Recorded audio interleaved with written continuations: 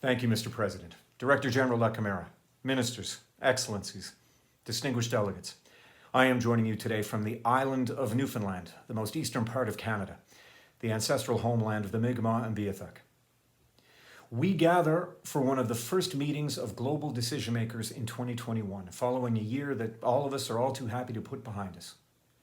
A year that exposed deep divisions in our societies, that challenged and hurt businesses, communities, workers, whole industries. As we work to protect and vaccinate our populations and rebuild our economies, we must keep supporting workers and businesses and keep fighting climate change.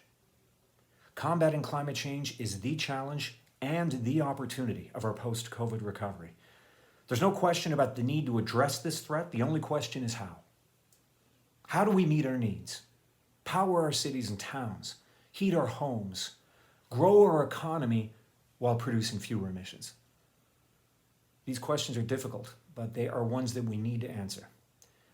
For Canada, it starts with building our clean energy future, not just to combat a changing climate, but to ensure our energy security, strengthen our economic competitiveness, and create good, sustainable jobs for Canadians.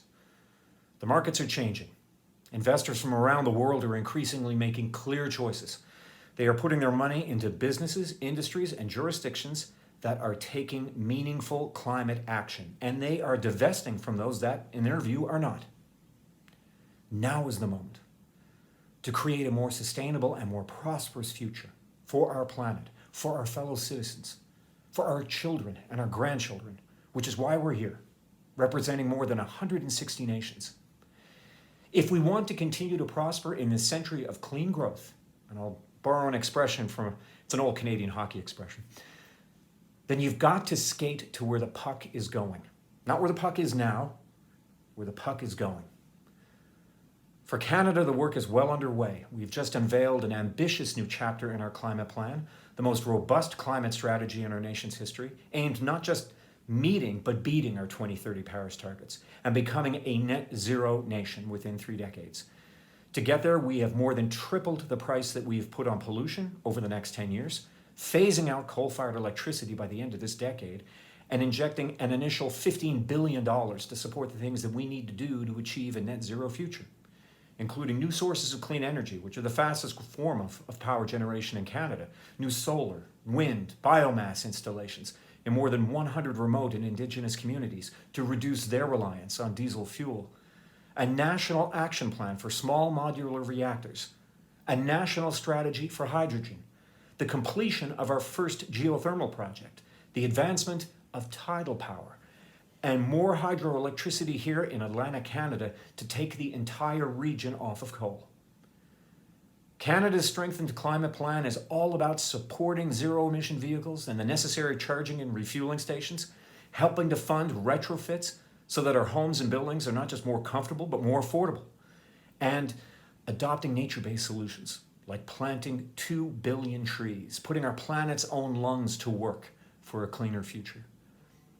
IRENA is central to all of this. Central to building our clean energy future, central to advancing broader socioeconomic benefits such as gender equality and inclusiveness, central to bringing clean energy to people living without it. So we're funding new ways to develop new sources of energy and new technologies, as well as creating financing facilities and opportunities for the private sector to spearhead climate solutions. We are determined to lead the way. We want to be the world's supplier of choice for clean energy. We want to be the world's leading jurisdiction for clean technology. And we want to be the first country that springs to mind when people think of energy efficiency, smart grids, and energy storage. When they think of clean hydrogen, fuel cell technologies, bioenergy, or when they talk about small modular reactors and carbon capture and storage. The good news is we, all of us here, are skating to where the puck is going. Combating climate change, ensuring our continued prosperity, making sure no one is left behind. This is our mission, and this is the group to deliver it. I believe that. Thank you.